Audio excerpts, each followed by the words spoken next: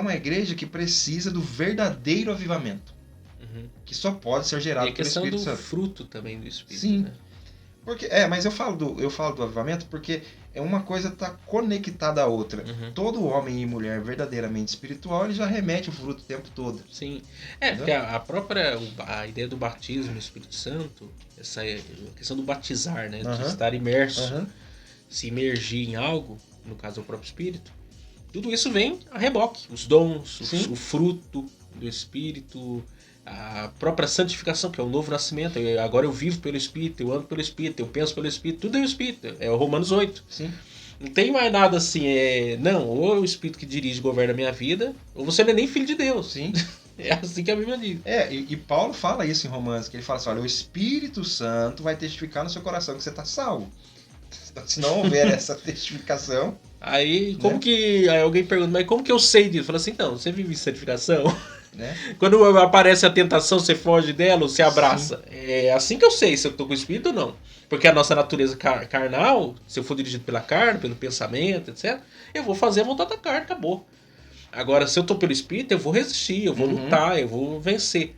Então, tem coisa que é claro, eu só consigo me refrear pelo Espírito, por mim mesmo jamais. Isso. Na verdade, é o Espírito Santo que me refreia, né? É o Espírito Santo que me conduz, que guia a minha vida. Então, olha, essa igreja recebe essa recomendação. Vocês precisam retornar para o Espírito Santo.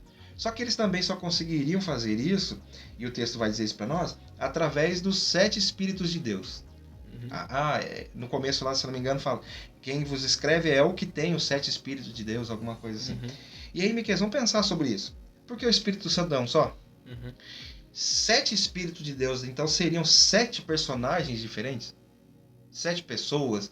Peraí, se eu pensar assim, então a gente está colocando mais do que um. Trindade multiplicada.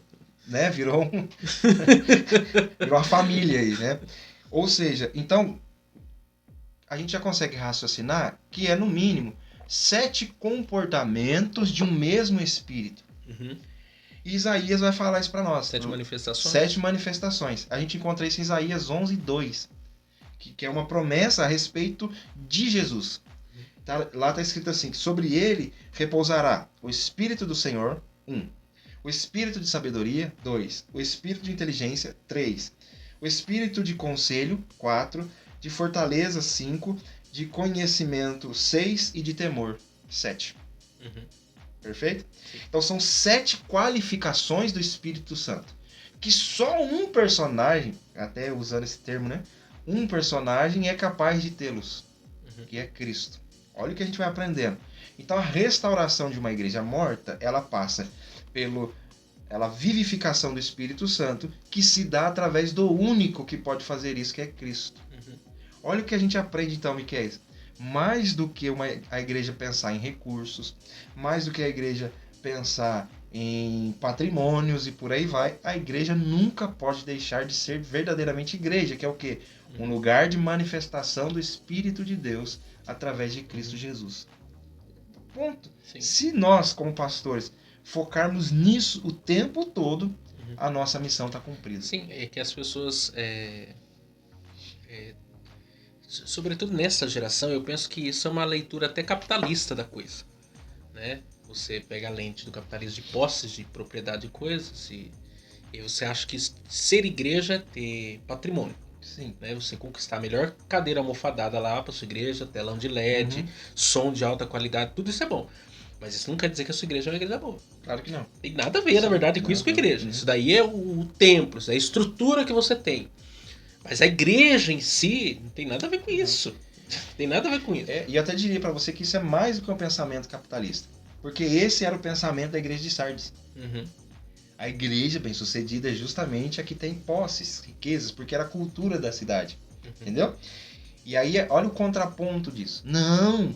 A excelência de uma igreja não está no que ela tem, e sim em quem ela é.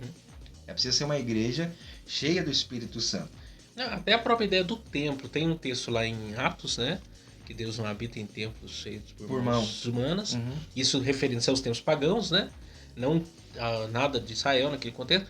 Mas no Antigo Testamento, referendo ao templo mesmo, Deus também não tinha intenção de ter templo nenhum. Sim. Quem quis construir o templo foi Davi, voluntariamente, De forma de que ele entendeu. Falou assim, eu tô morando num palácio e o Senhor tá morando numa tenda, no deserto. Mas é algo que Davi quis fazer e Deus validou, e isso acontece no meio do tempo de Salomão. Mas não é isso que interessa. Não, e esse texto que você usou é muito interessante, porque a palavra no original ali, quando fala Deus não habita em templos feitos por mãos humanas, a palavra feitos ali no original é manipular. Como se alguém fosse fazendo, mas tem todo o controle sobre isso, sobre essa construção.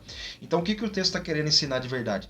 Que qualquer lugar onde a manipulação humana sobressai, qualquer lugar que um homem conduz, Deus não está ali. Perfeito? É mais do que é mais do que pensar em paredes, é mais do que pensar em endereço. Tem mais a ver com qualquer lugar que um homem dominar, eu não estou nesse lugar. Sim. Não, isso é tão verdade, porque se você for para a Europa hoje, os templos, inclusive dos grandes pregadores, sim, cadê? O templo tá lá, lindo, bonito, maravilhoso, você quer tirar foto lá, mas e a igreja? Acabou, né?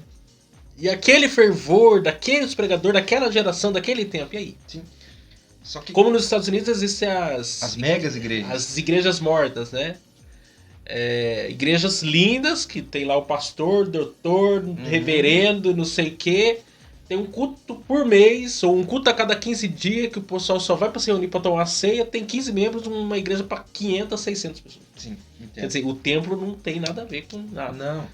E olha só, quando Cristo... Eu costumo dizer assim, que Cristo fundou a igreja, o Espírito Santo inaugurou, depois eu vou colocar dentro dos textos, e os apóstolos, principalmente Paulo, doutrinou essa igreja. Voltando então, quando que Cristo fundou a igreja? Quando, através da afirmação de Pedro, e até por isso que a gente usou o exemplo da pedra angular, ele vai dizer assim, Pedro, agora que você entendeu que eu sou o Messias, então a gente vai fazer o seguinte, olha, eu vou edificar a igreja. Não é Pedro, eu vou edificar a igreja. E as portas do inferno não prevalecerão contra a igreja. Então ele deixou uma sentença estabelecida o seguinte, a igreja é algo que eu fundei e nunca vai morrer. Portas do inferno significa que a igreja nunca morreria. Ele aponta para os sepulcros e diz, a igreja nunca vai entrar ali. A igreja nunca vai estar lá dentro. Então, Miquel, veja bem, se as igrejas... E esse texto aí as pessoas, às vezes, interpretam, ou tem dificuldade de entender. As portas do inferno prevalecerão contra ela. Aí alguém pensa que é o inferno que está avançando contra a porta da igreja. É como se a igreja estivesse oprimida ali. E não, é o inverso. As portas do inferno não prevalecerão contra a igreja. A igreja está avançando. E o inferno está recuando. Perfeito. Não é a igreja de portas fechadas oprimida. É a igreja de portas abertas avançando. A igreja que está marchando para frente. Porque às vezes a pessoa fala assim... É como se o diabo estivesse lutando contra a igreja, estivesse prevalecendo de alguma forma, vencer. Não, é o inverso. A igreja que chega numa cidade e começa a pregar o evangelho, ela começa a avançar e pessoas começam a se converter, Deus começa a transformar a vida. É o caso de Paulo em Éfeso, né? O feiticeiro jogando o livro de feitiçaria embora e a idolatria que era em massa, o pessoal, não quero mais adorar isso aqui não, porque a igreja está avançando.